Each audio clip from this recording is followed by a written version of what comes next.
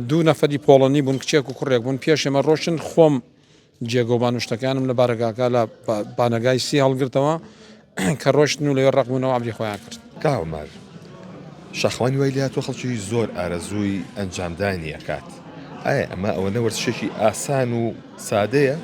بەڵێ بە خێراتنتان نەکەم کەڕای 1964 شاخەوانی خۆی بەڕاستی ئەوە ئاسان نییە بەڵام تۆ شاخڕەویمانەیە شاخەوانیمانەیە مەسەلەی شاخەوانی بەرز هەڵکشان بۆ شاخە بەرزەکان سروشتێکی جیاوازیە لەگەڵەوەی کە لە کوردستانی خۆوانە بێ شاخەوانی بکەیت و بە گۆژیان بە شاخەکانی گاز دەرکەویت زۆری فەرقە ئێمە لە شاخەوانیە زۆر حادیسی ناخۆشمان بینیوە زۆر شتی خۆشیشمان بینیوە. یەکێک لە دیارترین ئەو چیرۆکانە چین؟ بەڵێ یەکێک لە دیاتریان زۆرە بەزم نەم دانیانە بۆ باس دەکەم لە دەرەوەی وڵاتە یەکی 11/2016 ئێمە بە تیمێکی سێ نەفەری لێرەوە ڕۆشتین بۆ شاخی دەماوەند لەگەڵ تیمێکی ڕۆژەڵاتە بە سەرپەرشتی کاک حسێنی محەممەدی گروپەکەمان ڕێخست و چوین بۆ دەماوەند هەڵقشان بەرەو شاخی دەماوەند بەڕاستی گەینە بارەگای سێ لە بەرزی 4200 مترە کەش و هەوایەکی نارەبار ڕوویا کەس تەوەقعی ئەوەی ناکرد. بەفرباری؟ طبعاً بەفرێکی زۆر باری دەرەجە حرارەت گەیە سەر 28 دەرەجە ژێر سفر ئیتر یعنی وەزعێک ڕوویان نە ئەمانتوانی سەرکەوین ئەمانتوانی بینە خوارەوە. چەند ڕۆژ گیرتان خوارد لەوێ؟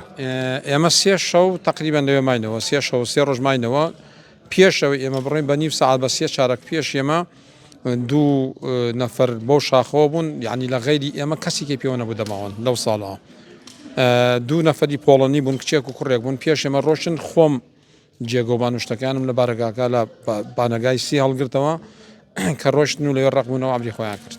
واتە تەرمەکانی هێنرایە خوارەوە. تەرماکان بۆ بەیانی تیمی هیلال ئەحمەر کە تۆزیە کەشەوە لەبار و با دوای سێ ڕۆژ هاتن لە سێ قۆڵەوە تیمی هیلال ئەحمەر بە کامل پێداویستی و هاتن تەرمەکانی ئەمر دەخوارەوە.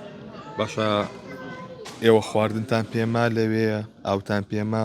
بەڵێ کێشە خواردن نەبوو خواردنمان پێ بوو خواردن زۆر بوو بەس تۆ لەو شاخە بەرزانە کێشەی خواردن بەڕاستی زۆر کێشەی خواردن لەبەرەوەی ئیرتیفاع لێدەدا ناتوانانی زۆر خواردن بخۆی ئۆکسسیجین نامێنێت لەو شوێنە بەرزانە کە کەشواژن و نالەبار بێت یعنی کێشەمان خواردن نەبوو کێشەمان نالەباری کەشەوە بلۆ شاخە.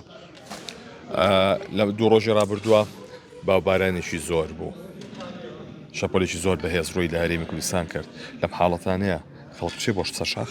نەخێر بە هیچ شێوەیە دروست نییە ئێمە حادیسەی تری وا ناخۆشمان هەبوو لێرە کە ڕوویاوە بەڕاستی لە کاتی کەشەوە کە نالەبار بێ کە کەشەوە پێڕاگەیانی نالەبارن تۆ بەناوێ بە هیچ شێوێ سەرکەوی بۆ شاخ لە کاتێکە باران باری ناوێ بڕۆی باران باریە توانی بڕۆی بەس کە کەشەوە ئەو نالەبار بێ و 24 ساعتە بارانەکە بەردەوام بێ هەورە شخی لەگەڵای بە هیچ شێوەیە ڕێگە پێدراونی شاخەوانی بڕۆی.